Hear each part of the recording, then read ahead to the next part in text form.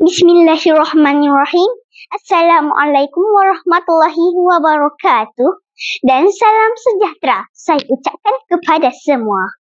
Tak kenal maka tak cinta.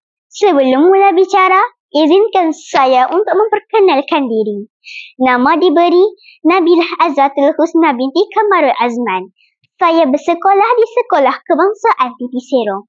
Kod sekolah saya adalah AVA 3027.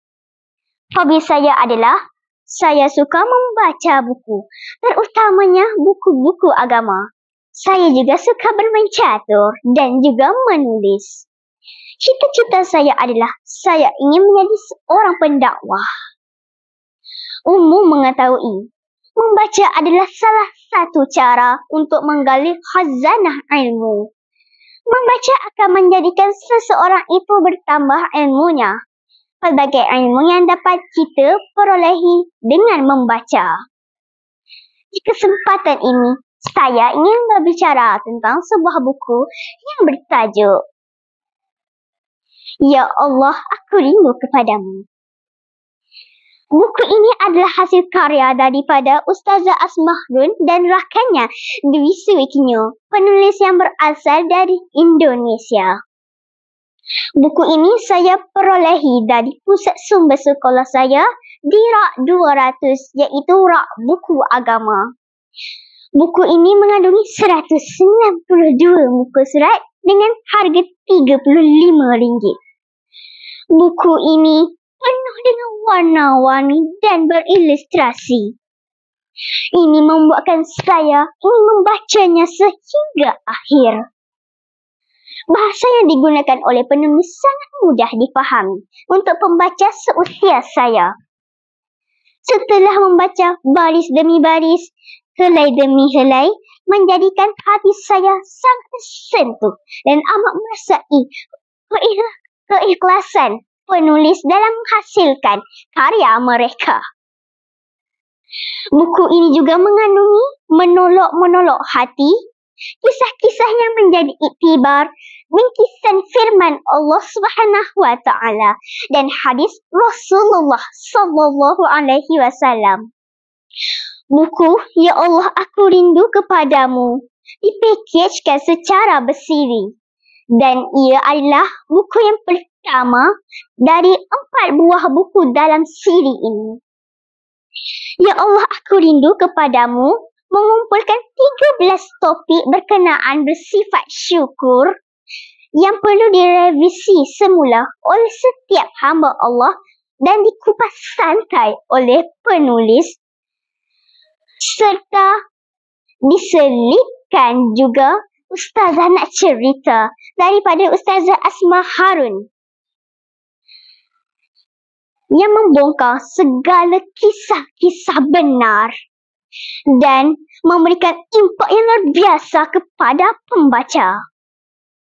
Dalam buku ini juga, penulis mengungkapkan rasa rindu kepada Allah Subhanahu wa taala dan cuba mengajak pembaca untuk meneliti dan merenungi erti cinta, rindu dan kedekatan kepada Sang Pencipta. Buku ini juga mengingatkan kita bahawa dengan kerinduan kepada Allah Subhanahu wa taala itu adalah bentuk kecintaan yang mendalam dalam hati seorang hamba seperti saya. Penulis juga mengungkapkan rasa rindu kepada Allah harus dijadikan sebagai motivasi yang utama dalam kehidupan kita. Rasa rindu ini seharusnya dijelmakan dan disalurkan melalui ibadah manusia yang ikhlas hanya semata-mata kerana Rabb-Nya. Kita perlu sentiasa melakukan amalan baik. Buku ini juga mengajak kita untuk lebih mendekatkan diri kepada Allah Subhanahu wa taala, memperkuatkan iman dan cuba menumbuhkan kecintaan yang tulus dan murni kepadanya. Seterusnya, buku ini mengandung kisah-kisah inspiratif dan nasihat yang memotivasikan pembaca untuk tidak merasa jauh daripada Allah Subhanahu Wa Taala walaupun di tengah-tengah kesibukan kisah-kisah dunia. Penulis juga seringkali menyertakan kisah-kisah inspiratif dari tokoh-tokoh agama dan orang-orang yang mengalami perubahan setelah mendekatkan diri kepada Allah Subhanahu Wa Taala. Ini dapat membuktikan bahawa dengan mendekatkan diri kepada Allah Subhanahu Wa Taala, segala yang sukar akan berubah menjadi sebaliknya. Buku ini mendorong pembaca untuk sentiasa melakukan refleksi diri dan berdoa sebagai cara untuk mengekspresikan kerinduan dan cinta kepada Allah Subhanahu Wa Taala. Terdapat juga panduan untuk membangunkan hubungan yang lebih erat dengan Yang Maha Esa.